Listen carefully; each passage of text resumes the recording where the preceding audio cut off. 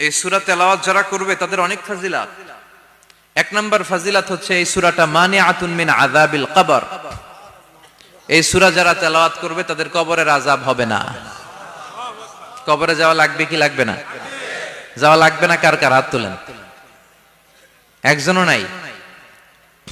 সবাই কবরে যাবেন। একদিন মাটির ভেতরে হবে ঘরে মন আমার, কেন বান্ধ দালান ঘর? প্রাণ পাখি উড়ে যাবে পিঞ্জর ছেড়ে, ধরা ধামে সবই রবে তুমি যাবে চলে।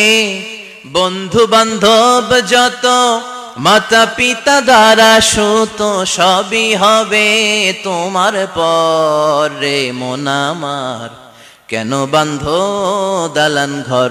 একদিন মাটির ভেতরে হবে ঘরে মন আমার, কেন বান্ধ দালান ঘর? চিল্লায় বলেন ঠিক কিনা?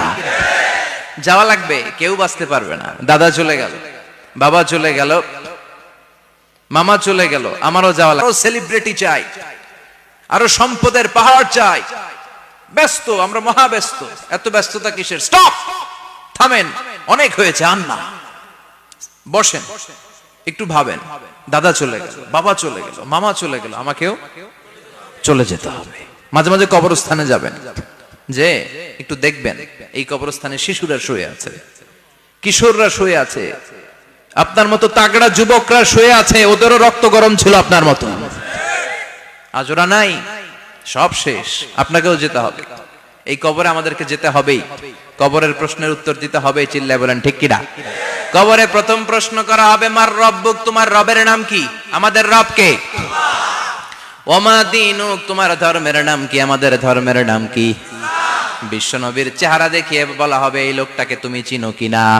চিনি না আমরা?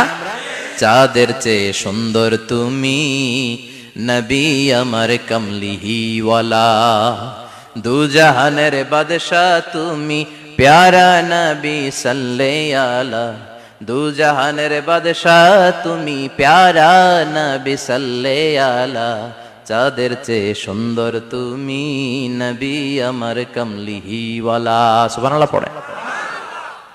আমাদেরকে জিজ্ঞেস করা হবে, রব কে? বলবো আল্লাহ। ধর্ম কি?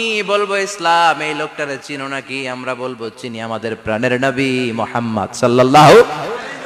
তিনটা প্রশ্নের উত্তর করতে পারলে এডিশনাল আরেকটা প্রশ্ন, ওমা ইলমুক। এই তিনটা